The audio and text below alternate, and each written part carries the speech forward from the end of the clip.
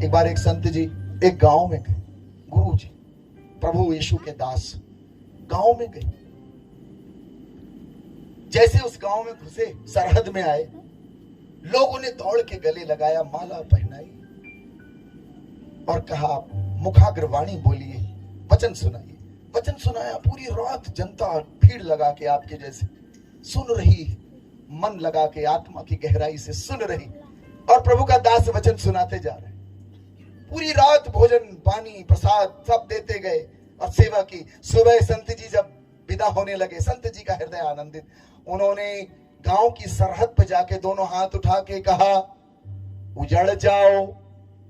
गांव के लोग सकपका गए, कैसी बात, पूरी रात सेवा की, इनकी वाणी सुनी, इनका आदर सत्कार मान किया, जूस पिलाया, गाड़ी रोक के बर्फ वाला ठंडा वाला इनकी सेवा की, और जाते जाते बोलते हैं उजड़ जाओ। ये किस टाइप की बात है?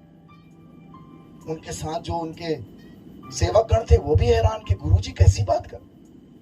दूसरे गांव में गए, दूसरे गांव में गए और जैसे वहां पहुंचे और वाणी सुनानी चालू करी, पूरे गांव के लोग पत्थर उठा लिए, मारो, भाग यहां से, आना नहीं हमारे गांव, मटा लेंगे तेरे को, भाग यहां से।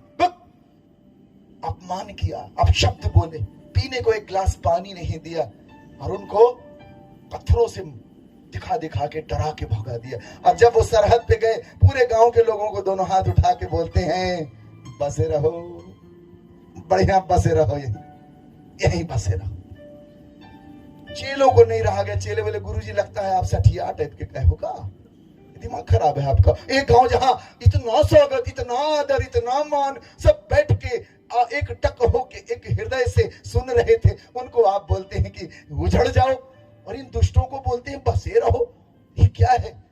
तो गुरुजी ने कहा, मेरे बच्चों, वो जो पहला गांव है, उस गांव का एक एक आदमी स्वर्ग है, उनके दामन में स्वर्ग है, और मैं चाहता हूं कि वो उजड़ जाए और जहां जहां जाएंगे स्वर्ग बना देंगे, जहां जहां जाएंगे उसको जन्नत बना देंगे। इसलिए मैंने कहा उजड़ जाओ।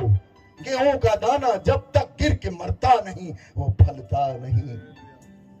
और ये जो दूसरे गांव के लोग हैं, एक एक आदमी के दामन में नरक है, नरक। और ये जहां जाएंगे कोरोना बीमारी, गंदगी और नरक फैलाएंगे। इसीलिए मैंने इनको कहा बसे रहो, बढ़िया से बस। हाँ जी, कौन सा आशीर्वाद चाहिए बताओ? उजड़ जाओ कि बताओ? अरे मुंह से बोलो ना। हाँ, ऐसे लोग हैं बोल रहे हमें उजाड़ दो।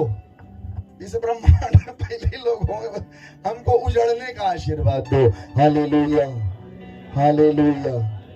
यीशु मसीह जब क्रूस पर था, उसी क्रूस से हमें जिंदगी मिली है, और क्रूस हमारा आधार है। और जब जब जिंदगी में वेदना आए तो जान लेना कि प्रभु कुछ विद्या सिखा रहे हैं, और क्रूस की ओर नजर बढ़ाएंगे, सारी समस्याएं खत्म हो जाती। Hallelujah, hallelujah. प्रभु यीशु महाराज की, परम पिता की पावन आत्मा